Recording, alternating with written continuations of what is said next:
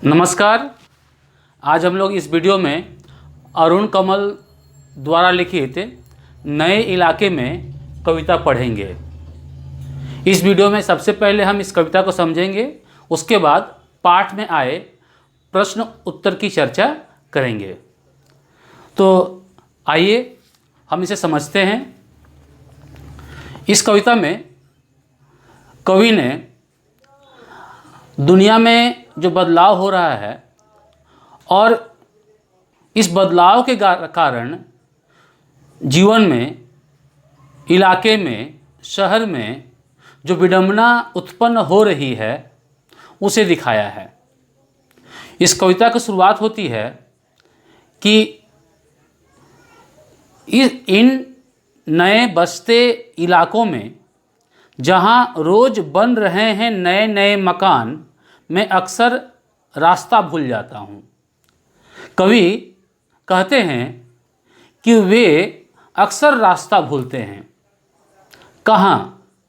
इन नए बसते इलाकों में। यानी जब इलाका बसता है, नया इलाका बनता है, तो वहाँ पहले से मौजूद सब कुछ धीरे धीरे खत्म होता चला जाता है।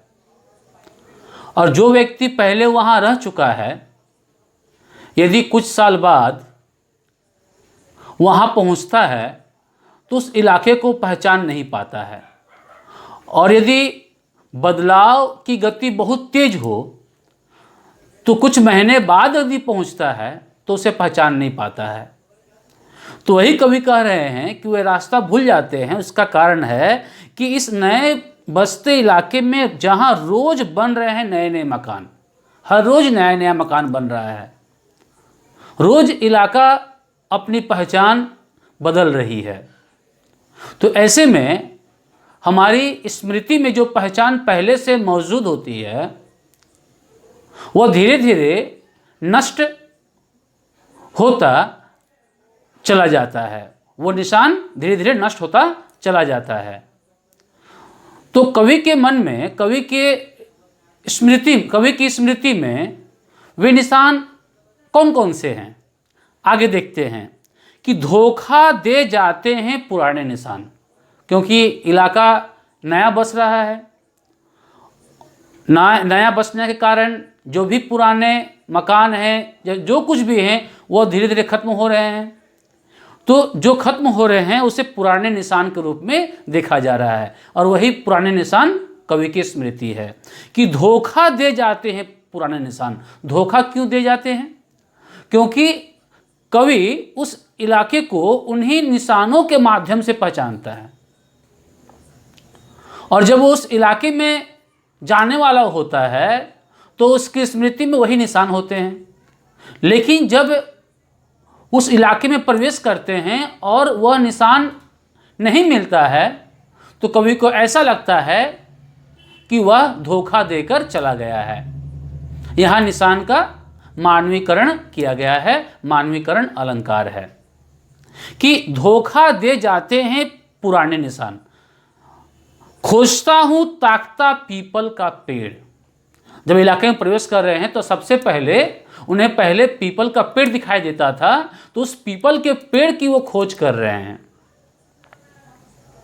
कि पीपल का पेड़ कहाँ है, जो मुझे दूर से ही दिखता था कि मैं आ रहा हूं, वो वहां नहीं मिलता है। खोजता हूं ताकता पीपल का पेड़, खोजता हूं ढहा हुआ घर। ढहा का अर्थ यहां पर गिरा हुआ या ध्वस्त, यानी वह भी एक निशान है।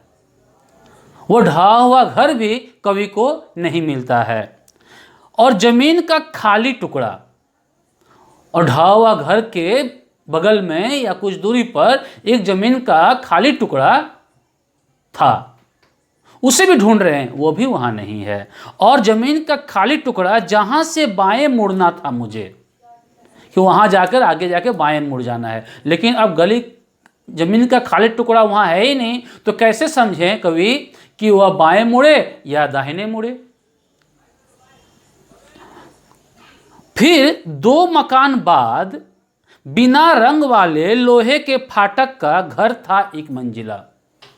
और खाली टुकड़े के बाएं मुड़ने पर एक 2 मंजिला मकान था, वो बिना रंग वाले, वो भी लोहे के फाटक था, घर 1 मंजिला था। यानी वहां पहुंचना था कवि को, लेकिन वहां पहुंचने के सारे निशान खत्म हो गए हैं। वह घर भी वहां नहीं है, वह पेड़ भी वहां नहीं है, वह ढहा हुआ घर भी नहीं है और खाली जमीन का टुकड़ा भी नहीं है। ऐसे में कवि कैसे इलाके को पहचाने या जिसके घर जा रहे हैं उसे कैसे पहचाने। और मैं हर बार एक घर पीछे चल देता हूं खोजने के चक्कर में, क्योंकि उन्हें मालूम नहीं कि घर कहाँ है। वो या तो एक घर पीछे चले आते हैं या 2 घर आगे बढ़ जाते हैं।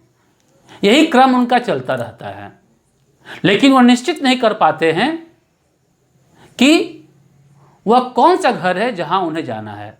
इन नए बसते इलाके में जो जीवन की विडंबना है, जो एक व्यक्ति की विडंबना है, वह है अजनबीपन, पहचान की समस्या।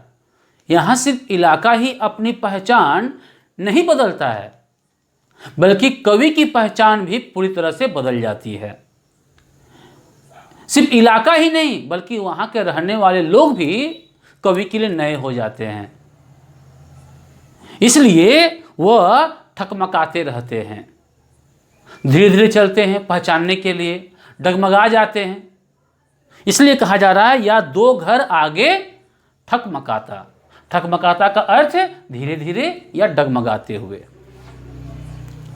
इसके बाद कवि लिखते हैं कि यहां रोज कुछ बन रहा है, रोज कुछ घट रहा है। बहुत ही महत्वपूर्ण पंक्ति है कि संसार में, यह संसार इतना परिवर्तनशील है, यहां इतना विकास हो रहा है कि रोज कुछ बन रहा है और रोज कुछ घट रहा है। बन क्या रहा है? नए नए मकान, आलीशान भवन, मॉल, सिनेमा हॉल,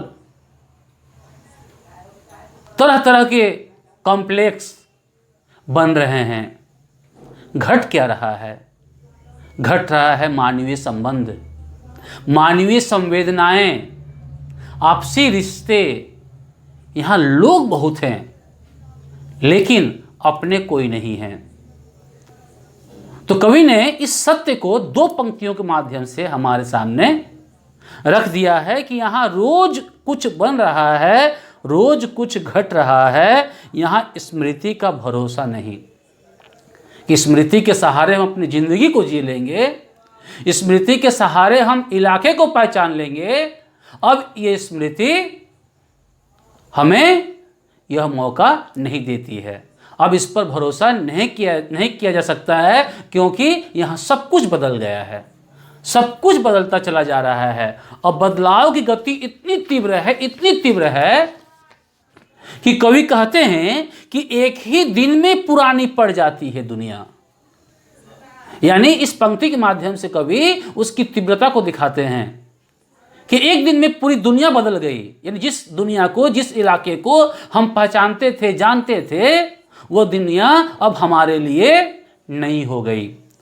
और उस बदलाव की गति को दिखाने के लिए यहां वह कुछ पंक्तियां रखते हैं, गौर कीजिएगा। जैसे बसंत का गया पतझड़ का लौटा हूं। बसंत क्या है? बसंत है 6 ऋतुओं में से एक, जिसमें नए नए पत्ते आते हैं, हवा सुहानी होती है। तो बसंत ऋतु ये है। और कहा जा रहा है जैसे बसंत का गया, इन बसंत के महीने में गया हूं और जब लौट रहा हूं तो पतझड़ का मौसम है। पतझड़ का मौसम क्या? जिसमें पत्ते झड़ते हैं। एक में पत्ते बन रहे हैं, नए नए आ रहे हैं डालियों पर, और दूसरा जो है पत्ते झड़ने वाली ऋतु है पतझड़। तो इस तरह से यहां बदलाव है कि एक ही दिन में दुनिया बदल जा रही है, पता नहीं चल रहा है कि बीच में जो है इतना समय गुजर चुका है। जैसे बैसाख का गया भादो को लौटा हूं। बैसाख भादो हिंदी में महीनों के नाम है। चैत, बैसाख, जेठ, ये गर्मी के महीना है, तीनों गर्मी के महीने हैं। और आषाढ़, सावन, भादो बरसात के महीने हैं। तो कवि कह रहे हैं कि जैसे बैसाख का गया, यानी गर्मी के महीने में गया हूं और जब लौट रहा हूं दूसरे दिन या कुछ दिन बाद, तो ऐसा लग रहा है कि भादों में लौटा हूं। यह बदलाव है। यानी इस बदलाव की तीव्रता को दिखाने के लिए कवि ने दो विरोधी ऋतुओं और दो विरोधी महीनों को यहां पर रखा है, ताकि हम इसे भली भांति समझ सके कि कितना तीव्र है यह बदलाव, यह परिवर्तन। और बदलाव से होता क्या है कि अब यही है उपाय कि हर दरवाजा खटखटाओ। जिस अजनबीपन की बात की, जिस एकाकीपन की बात की, अब इतने अजनबी है, किसी को हम पहचानते नहीं, ना घर ना व्यक्ति। और उस व्यक्ति को ढूंढने के लिए, उस घर को ढूंढने के लिए अब जरूरी है कि हर दरवाजा खटखटाया जाए और पूछा जाए कि यहां फलना आदमी रहते हैं? अच्छा, आप हैं? नहीं, आपको नहीं चाहिए। अब कोई किसी के बारे में नहीं जानता है, पूछते भी हैं कि आदमी कहाँ रहता है, मुझे नहीं मालूम। क्यों? क्योंकि वह भी सामने वाला नया बसा है, और जिसे ढूंढ रहे हैं वो यहां है कि नहीं ये भी नहीं पता। तो दरवाजा खटखटाने के अतिरिक्त और कोई उपाय नहीं है। अब यही है उपाय कि हर दरवाजा खटखटाओ और पूछो, क्या यही है वो घर? तो इस नए बस्ती इलाके में जहां सकारात्मकता यह है कि वहां नए नए भवन बन रहे हैं, वहीं नकारात्मकता यह है कि सारे रिश्ते खत्म हो रहे, सारी पहचान खत्म हो रही है। बरसों का जाना पहचाना इलाका अब कवि के लिए अजनबी है। आगे क्या है? समय बहुत कम है तुम्हारे पास, आ चला पानी, ढहा आ रहा आकाश। आकाश आया है आकाश के लिए, गगन के लिए। बहुत ही महत्वपूर्ण पंक्ति है। समय बहुत कम है तुम्हारे पास, आ चला पानी, ढहा आ रहा आकाश। शायद पुकार ले कोई पहचाना ऊपर से देखकर। इसे हम लोग अंतिम पंक्ति से समझेंगे कि शायद पुकार ले कोई पहचाना ऊपर से देखकर, यानी यहां कोई पहचान का भी व्यक्ति है, इसमें भी संदेह है। और चूंकि पहचान का व्यक्ति न होने के कारण मुसीबत में कौन साथ देगा नहीं देगा यह भी मालूम नहीं है।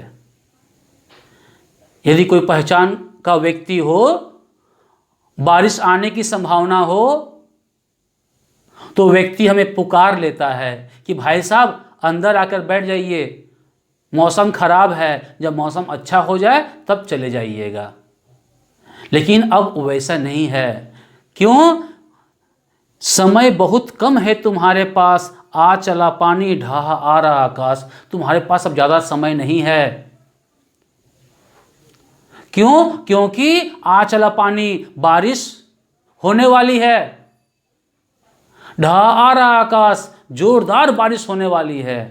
बादल आ रहे हैं, बाहर खड़े मत रहिए।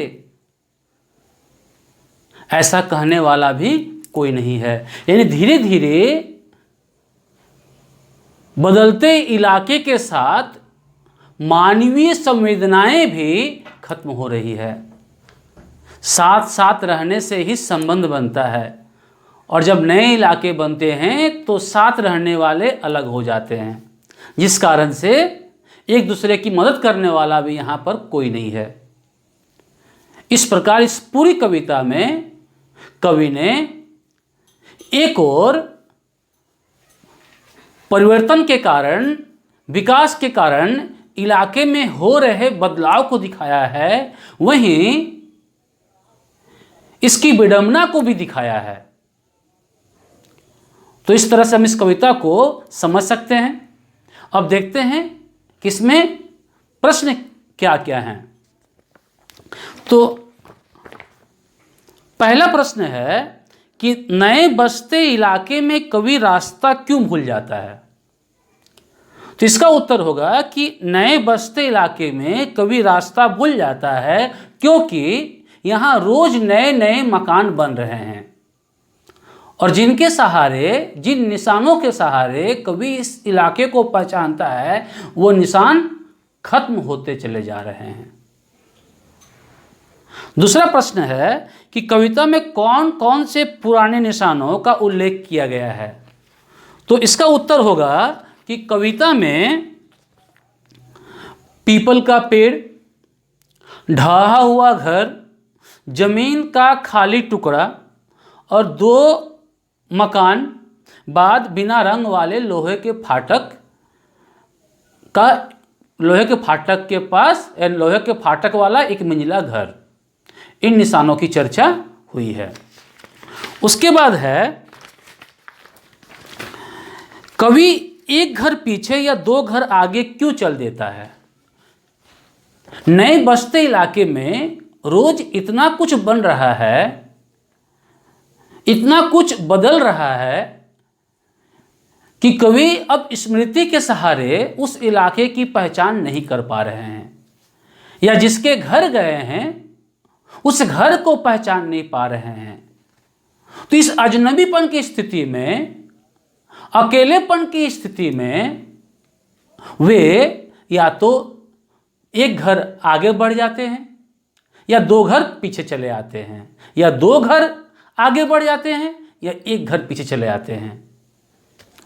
उसके बाद है बसंत का गया पतझड़ और बैसाख का गया भादों को लौटा से क्या अभिप्राय है, मतलब क्या बताना चाहते हैं। इसके द्वारा कवि ने इस दुनिया में हो रहे परिवर्तन की तीव्रता को दिखाया है कि यह परिवर्तन बहुत ही तेजी से हो रहा है, जिसके कारण